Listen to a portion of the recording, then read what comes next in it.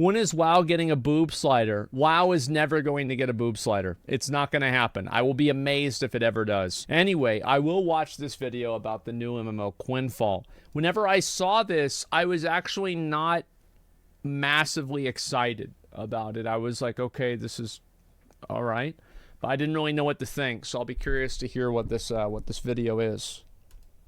Quinfall is a new upcoming MMORPG that until very recently I had no idea was in development, and it kind of came out of nowhere with a trailer that looks ridiculously ambitious for a Turkish dev studio that, according to their website, was founded in 2021.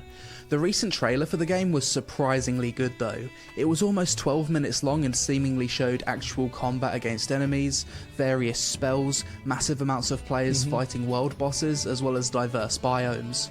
Visually, the game also didn't look trash, which is more than can be said for most indie MMOs we've seen in development over the past decade.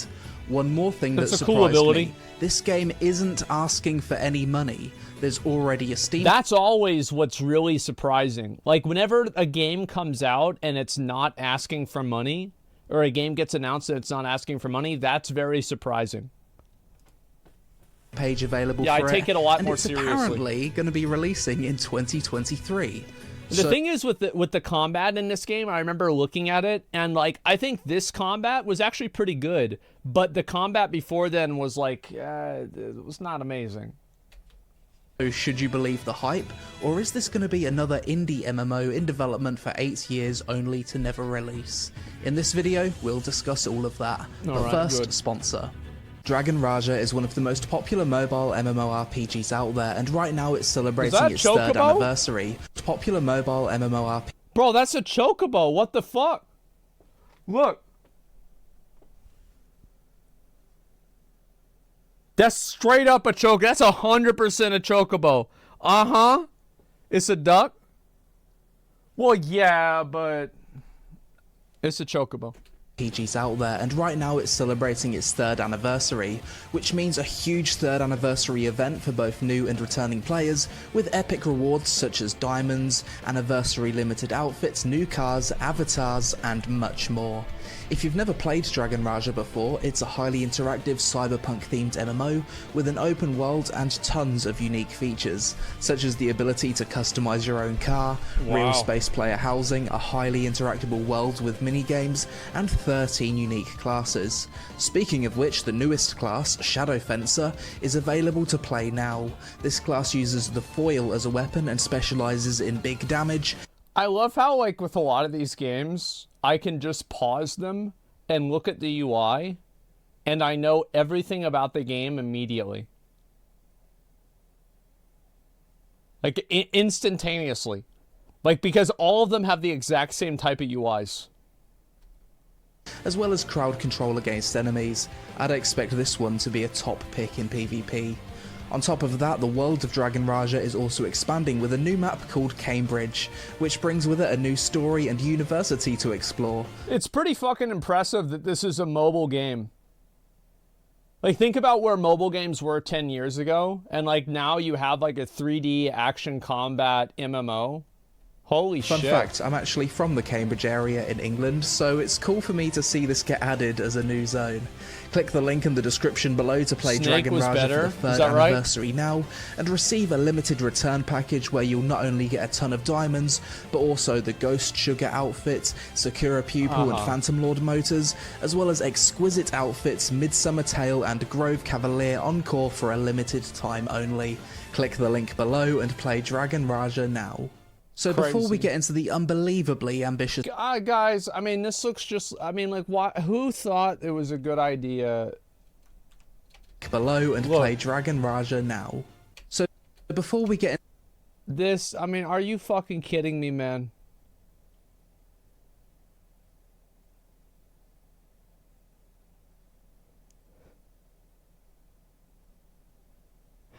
I mean... Come on. Into the unbelievably ambitious features that this game is planning to implement, let's first take a look at the developers, Vorek Technology. On their website, they mention they've only recently founded in 2021. If you go to their LinkedIn page, the company lists 50 to 200 employees, and their headquarters are in Istanbul, Turkey. So everything we're about to see in this trailer is apparently the culmination of 2 years' work. Okay. With that in mind, let's begin. Let's look into The trailer starts out with some nice shots of characters walking in 5 distinct biomes with some nice graphics. Yeah, it looks nice. First look at the combat. A warrior charges in, stuns an enemy with his shield, and dodges back.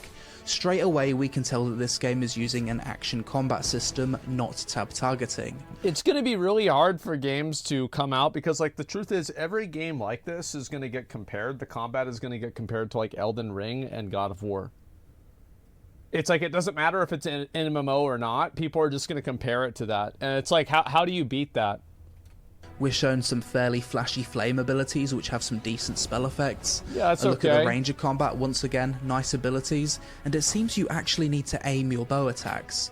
More melee abilities. Overall, the combat is looking better than most indie MMOs so far. I would agree with that. Next, we get a look at the mage, and I really love the look of this Frost Nova ability. Yeah, that was really cool. The long charge-up flame dragon attack also looks very nice. It's at this point where this trailer started to grab my attention. More mage. Yeah, the mage combat looked really cool. Gameplay, this time with some kind of nature spell. The melee combat in this scene shows that sword attacks have cleave, and you can block attacks with your sword. Some dual axe melee gameplay, and we're shown some giant world boss fights. Oh, they call it a world boss. At first glance, you'd think that these are other players, but on closer inspection, a lot of these characters do look copy and paste, and are probably NPCs for the sake of trailer footage. Yeah, sure. As you can see, some of them are just running around randomly. The next few minutes of this trailer are It's very good insight. I didn't notice that when it came out. Already narrated by the developer, and talk more in depth about the game's features, so I'll just let this video play, then I'll give a TLDR summary of everything at the end along with my thoughts. Okay.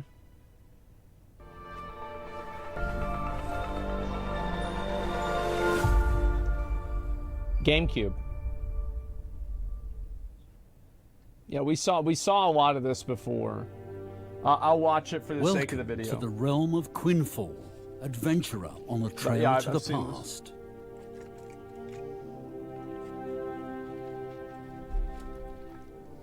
Lands of Quinfall feature a variety of landforms, mountains, GameCube too? Yeah, same. lakes, and rivers that are shaped according to their respective biomes and climates. The local flora also corresponds to the biome.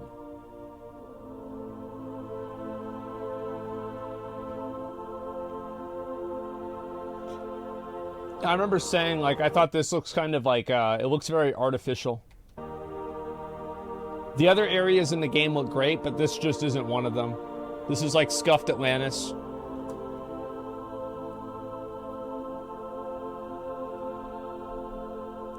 Two years of work only. Yeah, I mean, it's obviously like it's a lot whenever you contextualize it about it's like an indie game that's made in 2 years. Are strategically spread. But like, look at that. I mean, that is just incredible. I love this. This is like this is like a fucking, this is like Genghis Khan's base or some kind of shit. I love this. Across cliffs, shores, mountains, and even underground in a vast 2016 square kilometer land.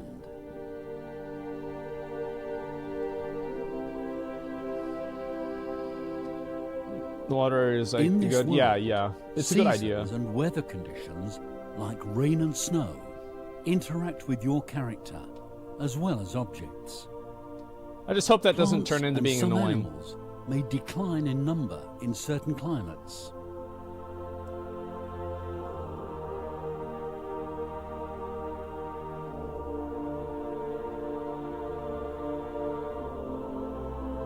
Huh?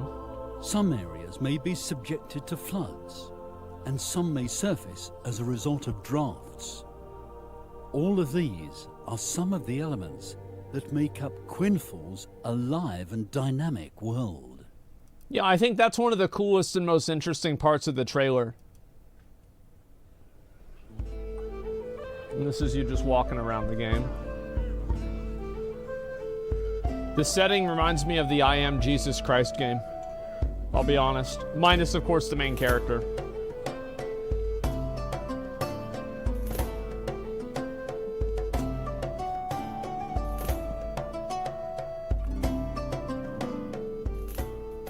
Those who find themselves in Quinfall will not encounter a classic MMORPG experience.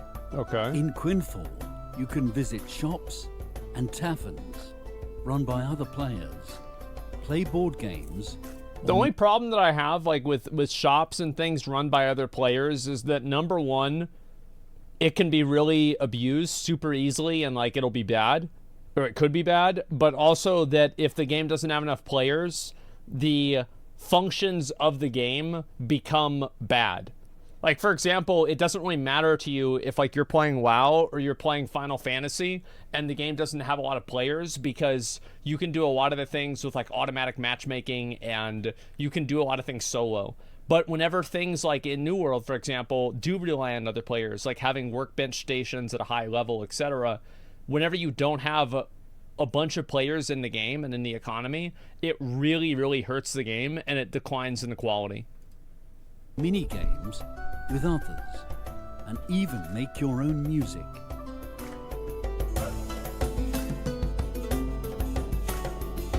Making your own music sounds interesting. I know Final Fantasy has that, and it's really cool.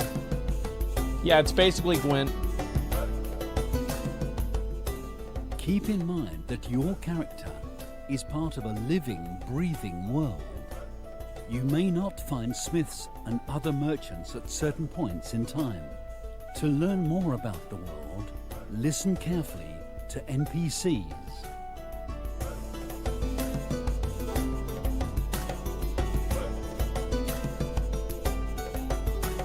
Okay.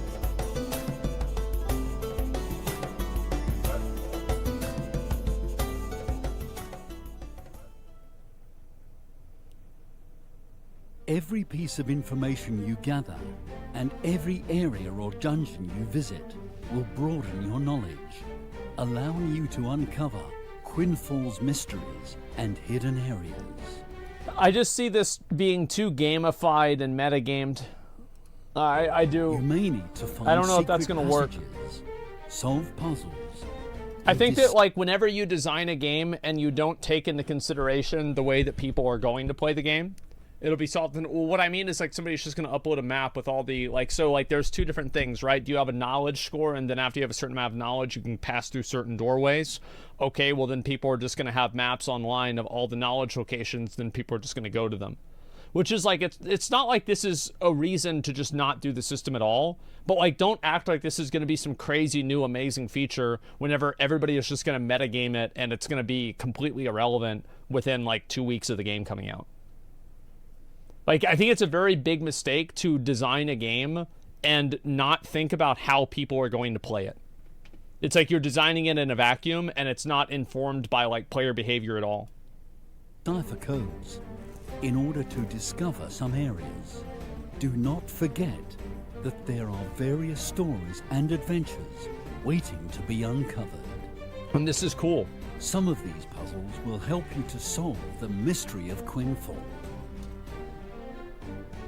In Quinfall, you can shape your character in any way you want.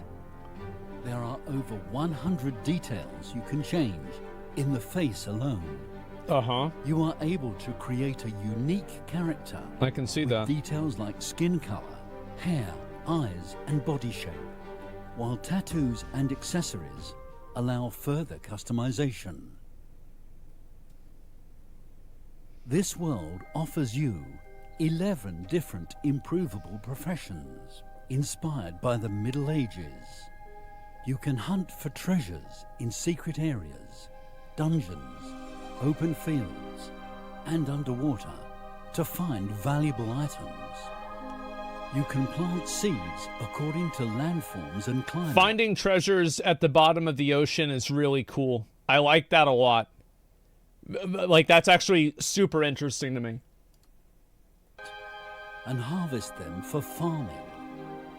If you don't have enough time, you can employ workers or real players and take time off to discover Quinfall.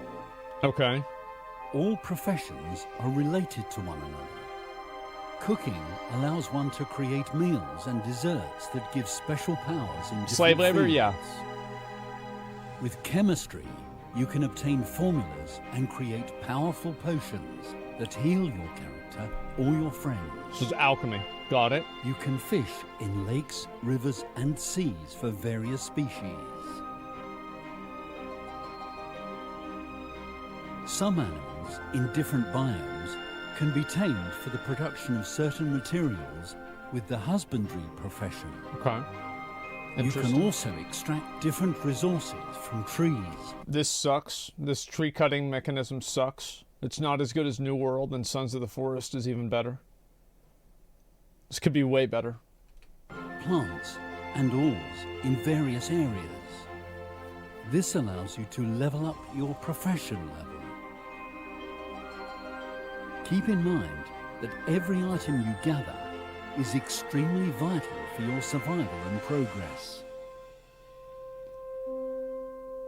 Okay. Cool. Very cool.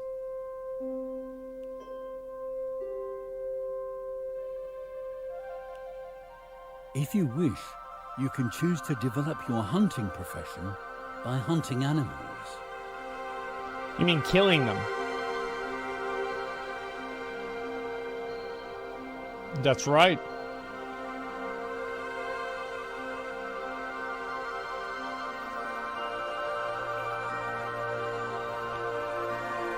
You pop off old Rudolph there.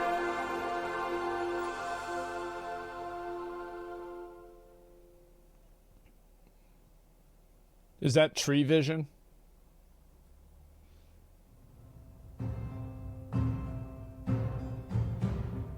Caravan and merchant mounts can also be tamed and upgraded, which allows you to deliver goods faster and trade efficiently.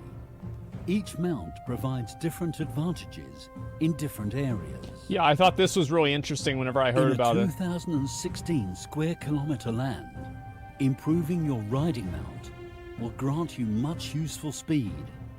I think To that's kind of the way obtain Black new Desert mounts, works with mounts. You can tame wild animals, breed existing ones, or buy from stables. Yeah, that's cool if you can make a chariot and stuff like that. If you can make The a story of Zeppelin, holy Quinfall fuck. allows you That'd to be use crazy. items that originate from different ages or ancient times, and even travel in time. Oh, yeah. Yeah, I thought this was really weird. Like, how do you balance a gigantic steampunk mech warrior against somebody who has a trebuchet? You know what I mean? It's just, yeah, it's just so out of place. It doesn't make sense to me. You can establish your home in certain areas and decorate it with hundreds of objects.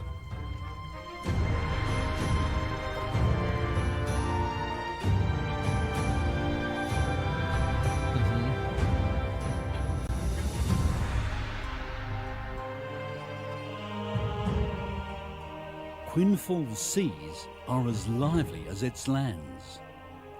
You can build a ship yourself or with your friends to sail out to sea where adventure is waiting for you. This is the one with, like, the Kraken, Sailing right? allows you to explore new islands and areas. Yeah, this is really cool. I remember looking at this. This is badass. I do hope that, like, more games utilize, like, water-type mechanics, because I think you've got to keep in mind, like, the ocean is still kind of, you know, a lot of the ocean is, like, unmapped and undiscovered.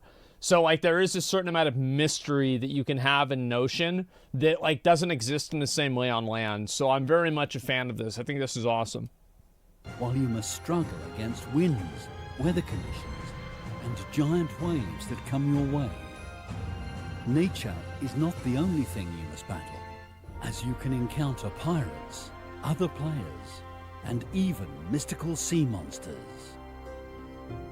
The longer this Quinfall video went on, the more outlandish and ambitious the game appears to be. Yeah, really. Let's start by summarizing everything.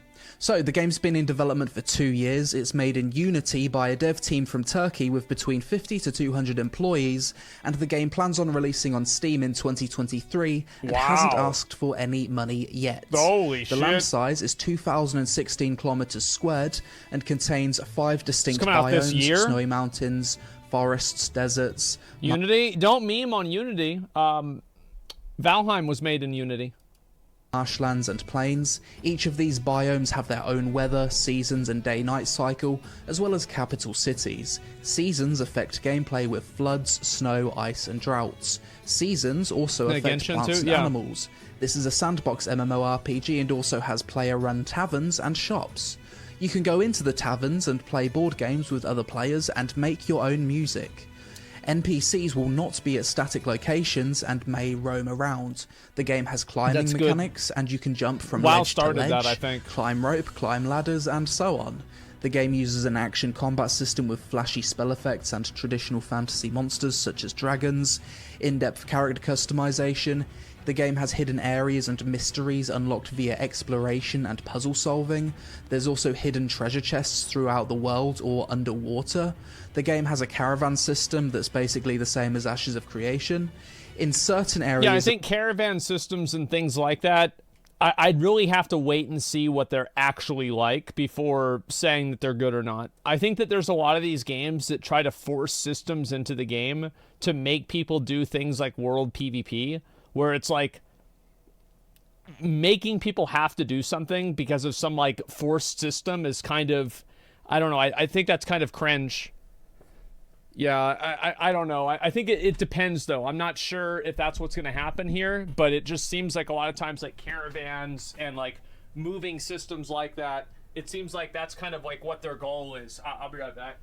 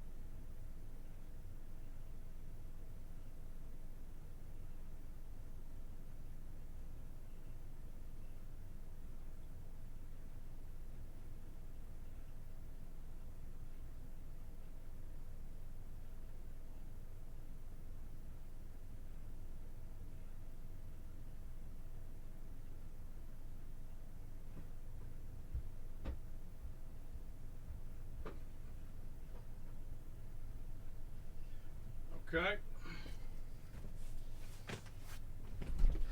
I'm back.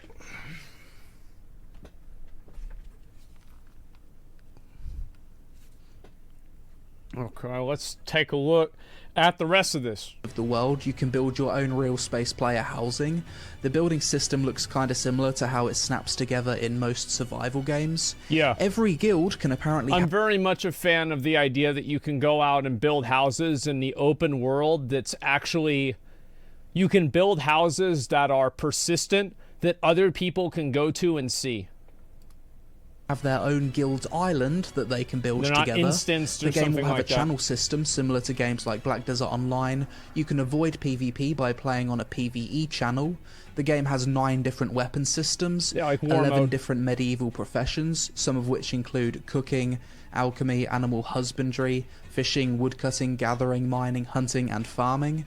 You can make your own farm in the world and hire NPCs or other players to deal with your crops. Oh, you have to hire There's them? some kind of Witcher vision that shows gatherable resources in the world. Each mount has different pros and cons. You can upgrade your mount to make it faster, and to get new mounts you either tame wild animals or breed existing mounts together. The game will apparently have castle siege wars and guild wars, where guilds can fight to own cities. If all of that wasn't ambitious enough, bear with me here. What the fuck? The story of the game allows you to time travel and experience things from different ages. The game has airships. I don't see that working. I'm sorry, but like, I'm gonna have to play this game and see it for myself. That sounds fucking crazy. Steam engines, minecarts, and giant mech robots. Yeah. The game will also have this. the entire arcade sailing system, where you can build giant galleons, become a pirate with open world PvP on the seas. The ocean has wave physics, storm effects, as well as giant sea monsters like the Kraken. Yeah. Oh, and on top of all of that, the game even lists good optimization as a feature on Steam. Yeah, bro, like, okay, and new Quinfall does not have a pay-to-win system. Okay, so the game's not pay-to-win. It's coming out this year. It's got really good graphics. Like, guys, I don't know about this one. I don't know if I believe it. It's just, but I want to see this, okay? Oh, and apparently it's also going to be buy to play, no pay to win on the cash shop, and RNG won't be tied to progression. It's been a long time since we've had a new game announced that was literally promising the world, but when I saw that trailer and it got to the part about airships, time travel, steam engines, giant mechs, and the naval content, my reaction was pure skepticism. I think that everything except for the time travel seems awesome. I'm very, very skeptical on the time travel part, though. Followed by confusion when I saw that the studio's only been around for 2 years. They're not currently Yeah, asking... it's like, hey, we made a studio. We're going to make a new MMO. Here's the new MMO. There's going to be no pay to win in it, and it's going to be out this year. Yeah, we're going to have time travel, boat adventures. You're going to be able to build your own house out in the world. No RNG and progression. Action combat, you have course, player-run pubs and housing, a mount system, and a farming system. You can actually have players help farm for you. Yeah, all that's going to happen. It's coming out this year, by the way.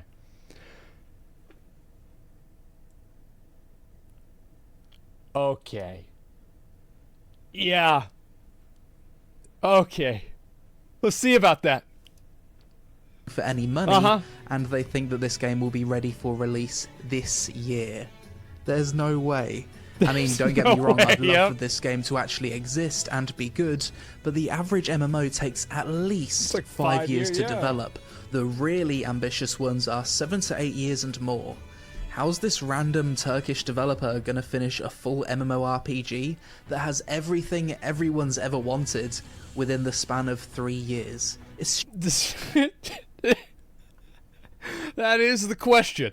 Surely not possible. The optimization part on Steam also gave me a chuckle, Yeah. because if the game's only been in development for 2 years and it's never had any beta tests, how It's can they already possibly optimized. say, get ready for a hyper-realistic it's world already with been advanced optimized, guys. graphics and state-of-the-art systems? Ottoman efficiency. Get optimal performance on every system with unprecedented high-level optimization.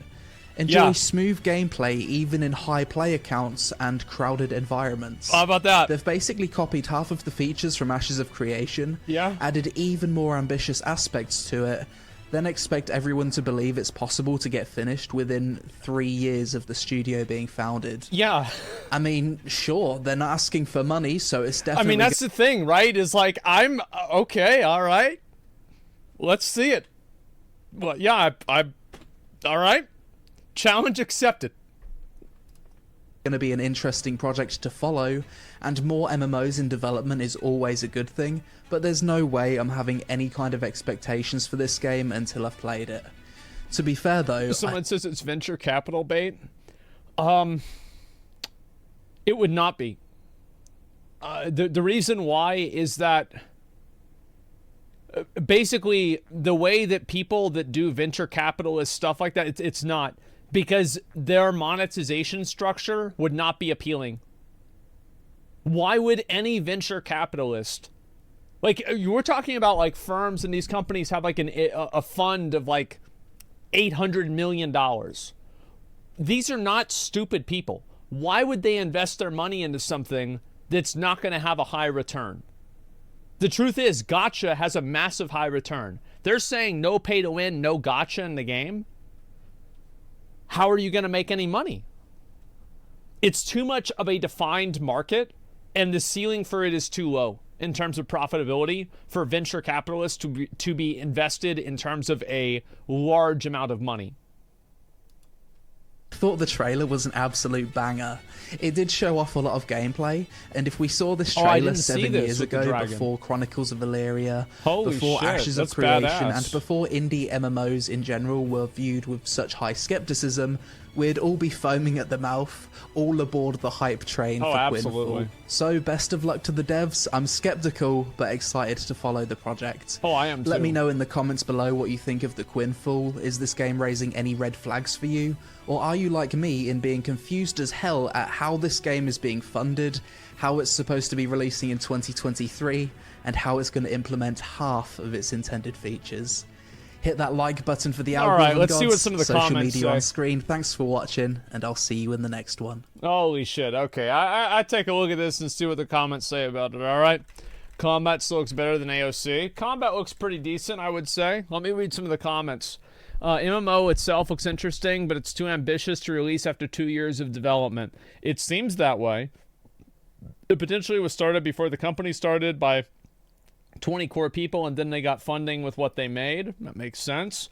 As someone who creates with Unity, I can see that they are using a lot of assets bought off of the Unity asset store. Most likely many bought tools. I can tell this because I own some of the ones shown. Working with this makes it easy to create fast because you don't need to create from scratch. Okay, so they're copy pasting. That makes sense. Good idea. I think skepticism is reasonable, and I'm definitely looking forward to seeing what happens. I would say this. There is nothing that you lose by being hopeful that it will be good. I'm not saying this is going to be good.